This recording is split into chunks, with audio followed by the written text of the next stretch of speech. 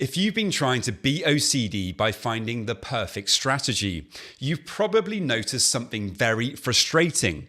Even when you have a good day, OCD finds a way back in. So here's the one rule that beats it, and it's annoyingly simple. Stop treating discomfort as a problem to solve, because the moment a thought, a feeling, or a sensation shows up, you go into fixing mode. You've already stepped into the OCD game. OCD isn't just the scary thought, it's the relationship that you have with the actual discomfort in the body. That feeling that I must get rid of this before I can live. Today I'm going to break this down from 5 different angles. And if you get this, your tools start working properly. Back when I was still really struggling, I would sometimes get so stuck in these rumination loops that I would have to go and find a bathroom, lock myself in the bathroom, and stay there and think about the problem until I ruminated about it enough. But of course, the more that I thought about it, the more that I ruminated about it, the more stuck I became. And, sometimes I would end up spending 10, 15 minutes, sometimes even half an hour stuck in that bathroom trying to figure out the thought, trying to have that certainty, and actually just digging myself deeper into the OCD ditch. And it's so frustrating, so difficult, because OCD is very manipulative.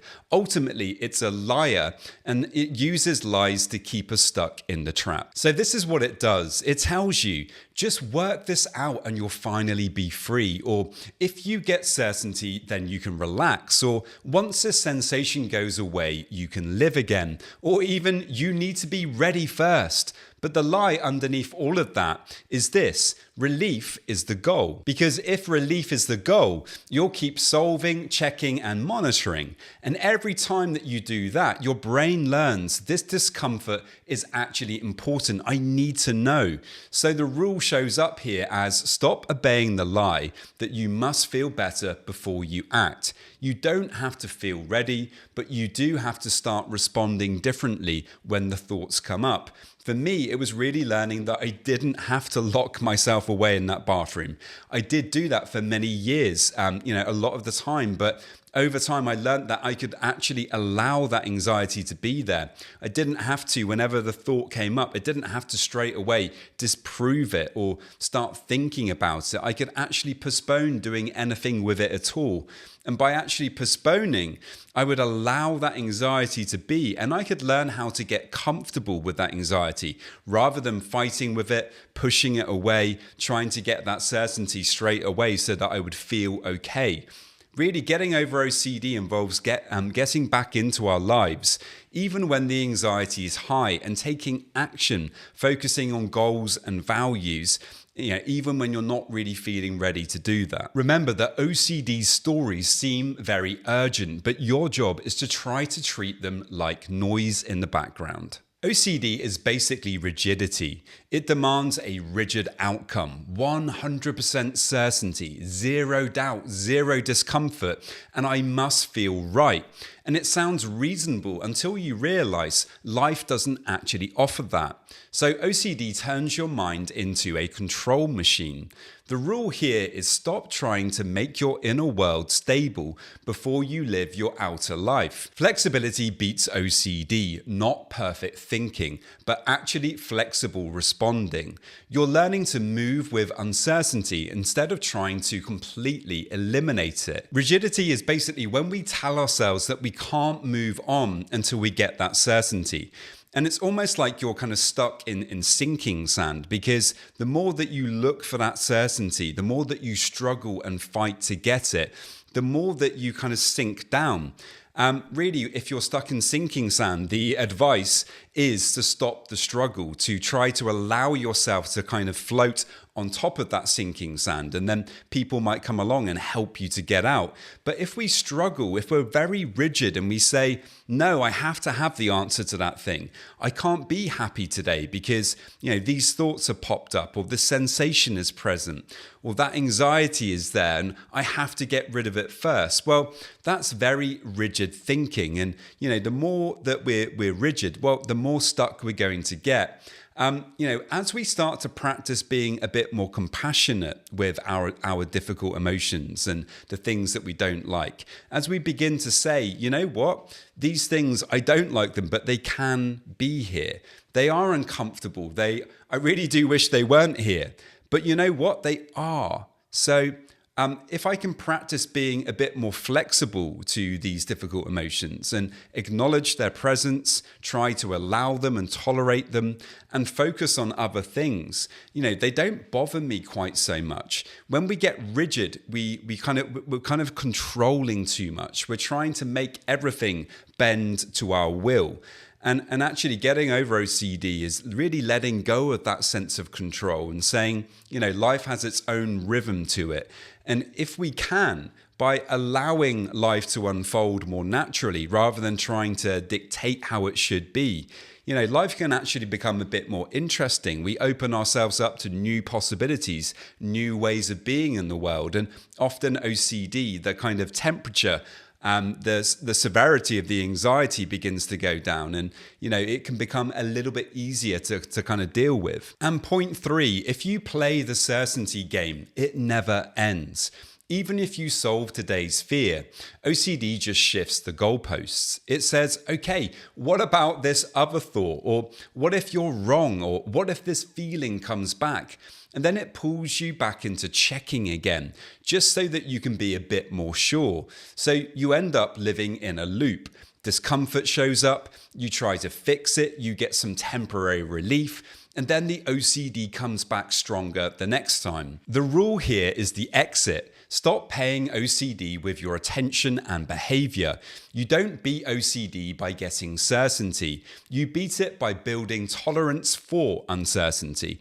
And the more that we can do that, the more that we can recognize the cycle, the loop that we get stuck in with OCD, and we actually begin to tolerate more uncertainty, that's when we can really begin to break free from OCD. It took me many years to realize this, but it didn't have to. And a quick note before we continue, if you want a structured way to practice this and stop turning recovery into another compulsion, that's exactly what we do inside my 12-week program. There are practical tools, weekly direction, and a clear plan so you're not doing this alone. In my own life, when I was really struggling, each day certain thoughts would pop up, and straight away I felt like I need to disprove these.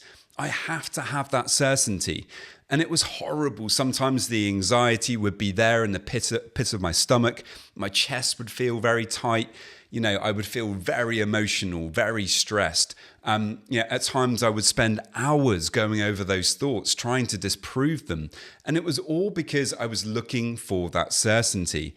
As I began to learn about acceptance, about self-compassion, about choosing where to put my attention, that's when things began to change, because rather than trying to problem solve everything all the time, I recognized that actually I could just put my attention onto more helpful things. I could choose to focus on values or on the people and things that were around me and, learn how to tolerate that uncertainty. A little tip that I found really helpful with this was actually telling myself, I don't think that thing is true. In fact, I'm pretty sure that it's not true, but I can't know 100%. And what we're doing by doing that is we're giving ourselves just enough reassurance to kind of be able to get on with our day. But we're not demanding 100% certainty. And that is the key thing here. In order to really get over OCD, to kind of get out of that rigidity trap, we have to learn how to allow a little bit of uncertainty. And by practicing this, by kind of saying to yourself, look, I don't think that's true, but I can't know 100%. Or another thing you can try is to say, hopefully that isn't true. But again, I can't know 100%. In both of those tools that you're using there, they allow you to escape out of that trap of looking for the certainty. And ultimately, that is the thing that's going to help you to manage OCD much more in the long term. Point 4, most people think the compulsion is something obvious, but often the real compulsion is the fixing reflex. That micro moment where you think, let me just check how I feel, or let me just work on it a little bit, or let let me just figure it out if I believe it or not. Or let me just see if it's gone. And that's the hook. So the rule becomes a micro skill. When discomfort shows up, you ask, am I about to fix or am I about to live? And then you choose living imperfectly with the discomfort and anxiety coming along for the ride. And this can be very difficult at times, but the way in which I like to think about this is that, OCD is a very good fisherman. Often he's casting out and, we are like fish. And, the fisherman casts out, the bait comes down into the water and we see it. We're these fish swimming along. We see the bait and we think, right, I'm just gonna take one little bite out of that. I'm not gonna bite down fully because I know it's bait. I know there's a hook there, but I'm just gonna take one tasty little bite, out of that bait. So we swim up to it and we just take a little nibble. And we swim away and we think, well, that was okay. Nothing happened. And, I'm feeling a little bit more reassured. But then we think, well, maybe I should just have another little bite. And so we do. And then we take a third and then a fourth. And before we know what's going on, we've fully clamped down onto that bait and we've got ourselves completely hooked. And this is what happens. The more that you look for that certainty, the more that you demand that you have it, the more likely we are to kind of get properly hooked onto the OCD and find ourselves spending hours or sometimes days and weeks lost inside an obsession, looking for a kind of way out. Only we've given away our power because we've been biting down on that bait, looking for certainty. If you're the fish in this situation and you see that bait in front of you and you really want to take a nibble out of it, the important thing to realize is actually what you're trying to do is you're trying to fix the situation. You're telling yourself that something's broken, something's wrong. You have to do this compulsive action in order to feel better. And really, you don't. The most important thing you can do as the fish in that situation is to try to swim on by, to observe that bait, to recognize that, yeah, maybe it does look tasty. Maybe taking one little bite out of it might make me feel a little bit better in the short term. But actually, it is going to get me more stuck. So I'm going to see it, I'm going to observe it, but I'm going to swim on by and leave it there. Adios to you, bait. I do not want to get involved with you today. Thank you. So finally, what do we do about it? Well, you can't just stop compulsions. You have to replace them with a new response. So here's the replacement. When OCD shows up, you do one normal life move immediately after. Not to get rid of anxiety, but to teach your brain this is not important. Life does continue. So what does that look like? Well, it might be sending a message to somebody, washing up, to kind of keep talking with somebody and to really focus on the conversation. It might be completing a task or going for a walk. Really, it's about moving forward with your day, despite the fact that the anxiety is there. And what does that do? Well, it teaches your nervous system that you don't need to react to obsessions, to intrusive thoughts, with disproving them and fighting with them. Ultimately, what you can do is just refocus your attention elsewhere, to not get involved at all with looking for the certainty, to completely leave it alone and to do something else. And the more that you do that over time, the more that you prove to yourself that that is possible. Unfortunately, we do have neuroplasticity. This basically means that where you put your attention over time, well, that becomes your new habits.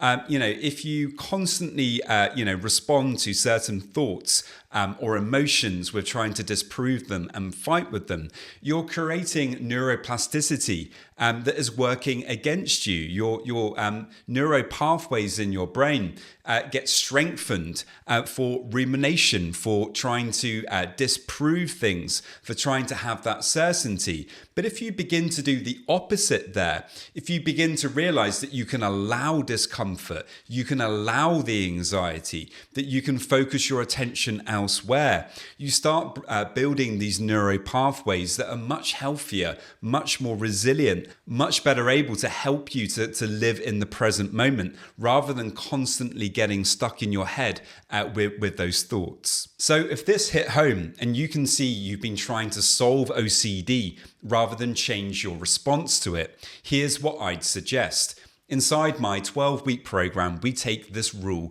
and turn it into something that you can practice consistently with weekly structure, clear exercises, and guidance on how to stop rumination and checking from hijacking your day and to actually make real progress with OCD. You also get one-to-one coaching sessions, there's accountability, there's an optional group session, there's meditations, there's worksheets, there's a community, there's all sorts of things to help you to break free from OCD. So if you're interested in applying for that, you can by heading over to my website, robertjamescoaching.com. There's a link in the show notes. Many thanks. I really hope that you enjoyed that one. If you have any questions, do please let me know, and I will see you next time. This video is for education only. It's not therapy or medical advice. If you're struggling, please speak with a licensed mental health professional.